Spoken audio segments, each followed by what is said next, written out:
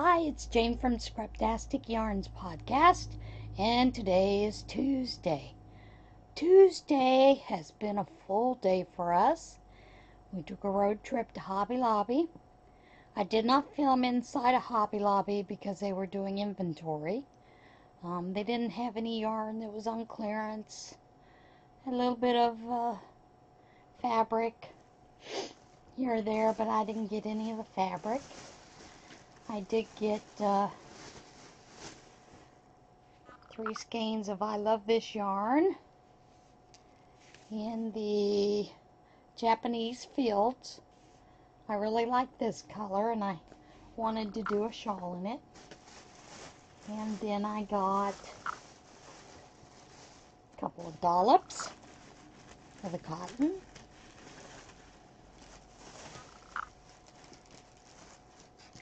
And then I got 2 shawl pins because they were marked down. I know in some of the other Hobby Lobbies they had marked down the crochet hooks, their Yarnology hooks. Our store did not have them marked down. They were still regular price. And also got a dragonfly. And that's it for the shopping. Real big spender here today. Then on the way home, we stopped at a lovely restaurant and had lunch. And then one of the gals was born in 1932, so she took us up so we could see where she grew up, so we could see how far she had to walk to school, in elementary school.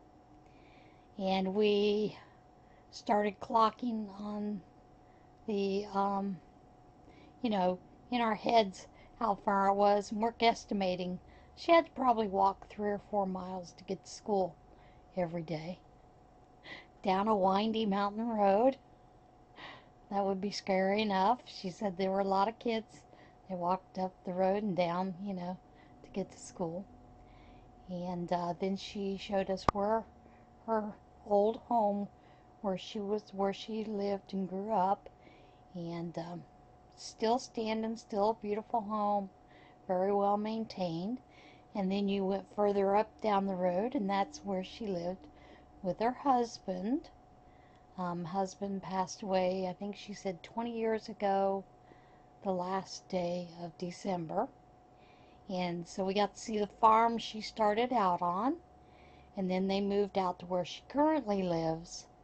And they had dairy out there, and ran that for many years after they got away from Mom and Dad Weaver. So that was interesting to see. I finally did something with that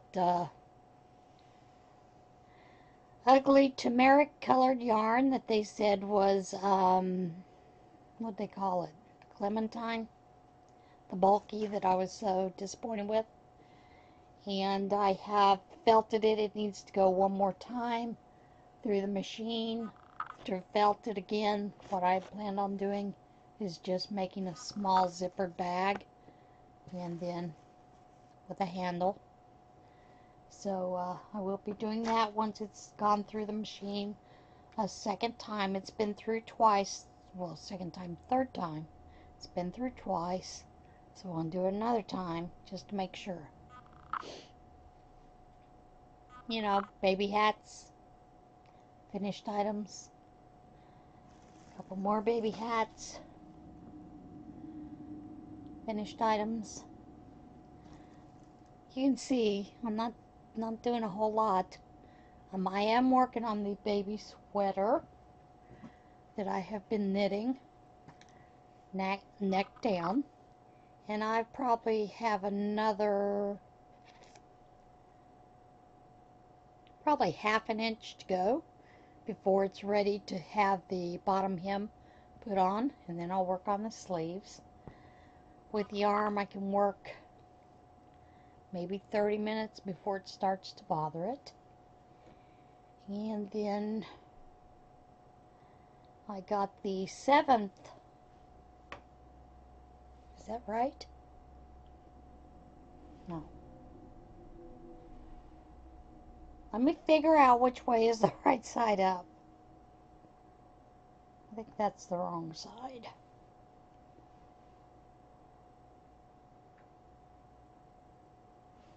That granny spike stitch. It's hard to tell once you get it going which is the right side and which is the wrong. But to get that finished up, that's it for that. And then I thought I would show you my beading life in the past. I was really into doing a lot of beading, and it started first, with the Stretch Magic, doing the beads. And then I had a couple of fails. This bead is supposed to stand up like this, but it collapses flat when it's down.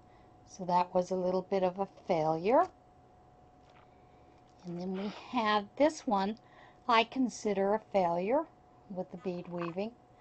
Mainly because you can see a lot of the thread through here. And I should have used a dark color thread. Didn't. And from there I moved on to just some regular, this is a herringbone beaded stitch, and of course it just has a button with the loop closure. And this one was a little bit of a fail, although this color was real hot and heavy with the college students, with the clear beads, the pink and the baby blue. And that has a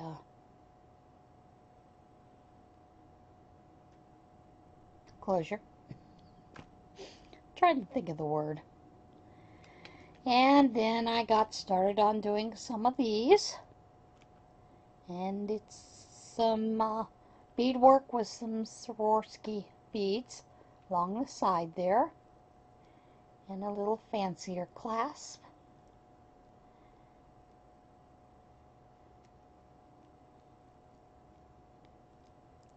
There. And I followed up with another white beads with the, I don't know if you can see that, but it's got the two-tone purples Swarovski beads. And then I moved into just a little bead with the beading loom. I don't really like the beading loom because it's too easy to get uneven edges, but I played a little bit with that. This was a bit of a fail just because of the colors that I chose. And then we moved on to a little different beadwork that has some Swarovski beads down the center and some raised beadwork on it. And this is the same pattern done in a different color. So that was it.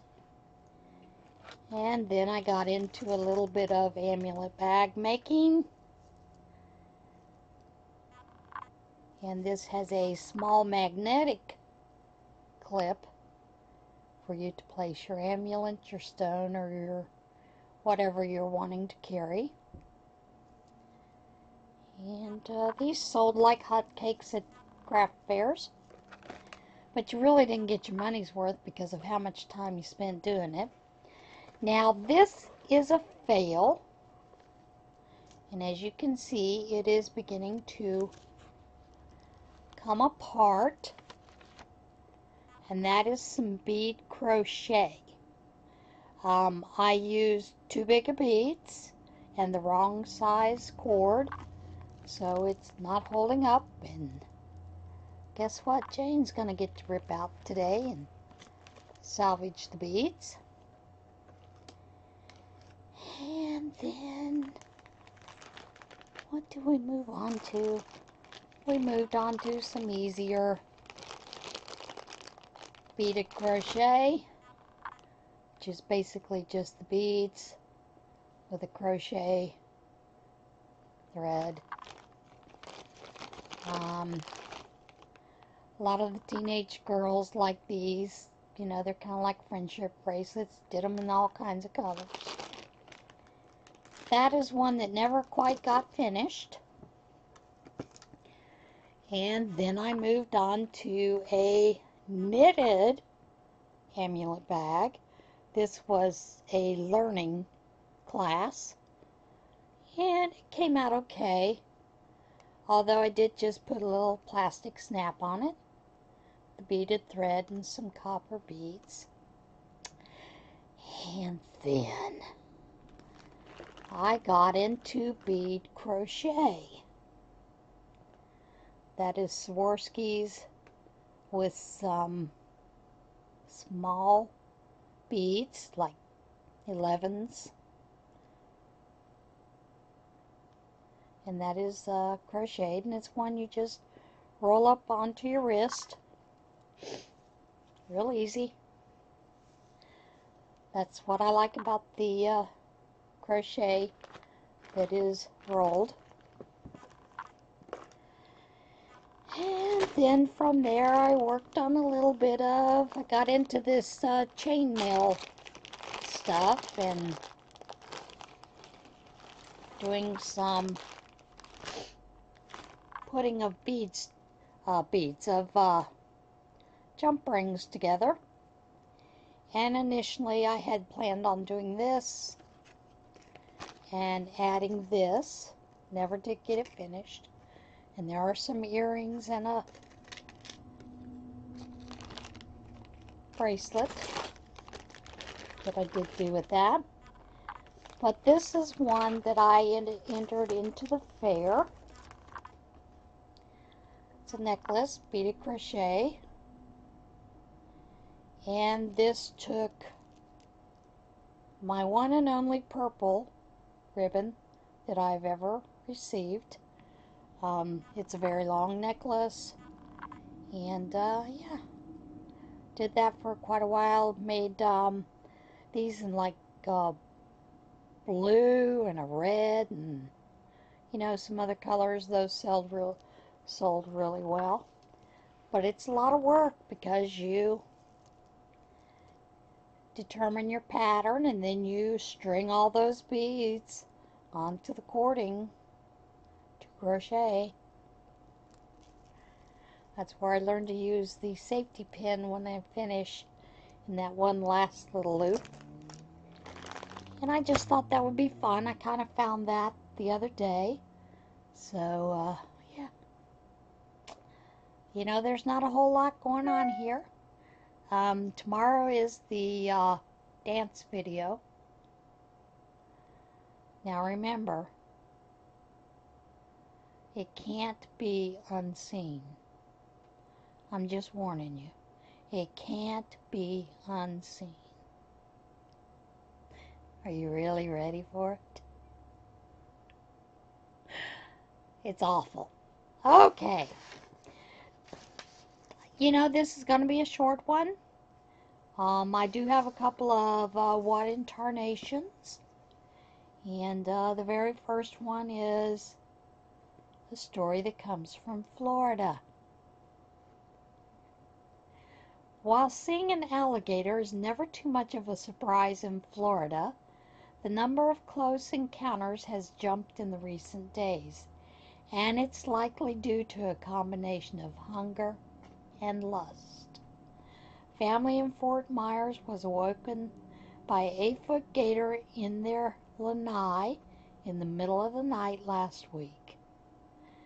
There was a motorist that captured footage of a massive gator strolling down a busy road, and that was put up on Twitter. That was kind of interesting, as well as Facebook. And it says, with the mating season underway, the randy reptiles tend to be more active. But one expert told local media there was more to it than that. The weather is getting warmer and the higher temperatures speed up the reptiles' metabolism and make them hungrier. They have to find some food, so that's when we see them out on sidewalks and in people's pools. He said they're really just out there browsing around for a snack. Some might even be looking for chicken. A motorist in Northport had to call the cops after coming out of a chicken wing restaurant and fighting a gator under the car. Over in Polk County, a gator turned up just outside the local jail.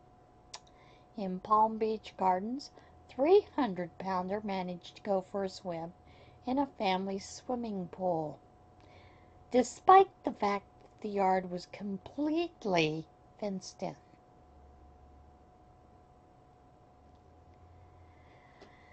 So yeah, you have to be a little careful around those alligators. They're out there looking for their mate and a snack. Now this story I thought was rather interesting. It is AI. AI has developed a whole new sport. Speedgate is based on data from hundreds of existing sports. Many existing sports have their roots in hundreds, if not thousands of years of human tradition. But what if you ask computers to create a sport? You now know how that can turn out. Speedgate, reportedly the first sport envisioned by an AI. The event has 6-player teams competing on a field with 3 open-ended gates. Once you've kicked the ball through a center gate, which you can't step through, your team can score on one of the end gates, complete with an extra point if you ricochet the ball through the gate. You can't stay still either, as the ball has to move every 3 seconds. So now not only are the computers taking over, they are also creating games. At the very end, I'm going to insert a picture of Marty. Our local grocery store already has a robot in the store. This robot is meant to clean the floors, look for messes on the floor. Also, it is meant to catch shoplifters. It is the giant food store that has it, but the employees got a little wacky and somebody glued some googly eyes on it. Now Marty has to take a break, according to the manager at Giant. Every hour he has to take a 15-minute break. The one thing my husband and I noticed was that you can't use your phones in the store. It blocked your phones completely. So there were a lot of people that were trying to use their phones or were a little upset that they couldn't. I have 2 more stories. One comes from Germany. It is German authorities have ordered a blinged out golden Porsche off the road for being too shiny. Hamburg's Morgen Post reported Friday the 31-year-old driver was stopped in the northern city and told his Porsche Panamera was sporting a reflective gold foil finish might blind other drivers and was a danger. He was told to remove the foil and re-register the car. But police say he continued to drive it. The driver was stopped again Wednesday and police took his keys, papers, and license plate before the vehicle was towed to a garage. He was fined an unspecified amount and will have to remove the foil to make the car street legal. The Post also says there was a Lamborghini owner that was nabbed at the same time with the similar gold foil, but he removed his gold foil. This next story made me giggle. It kind of sounds like it might be a fun place to live. And that is, mysterious bowls of mashed potatoes confuse Mississippians.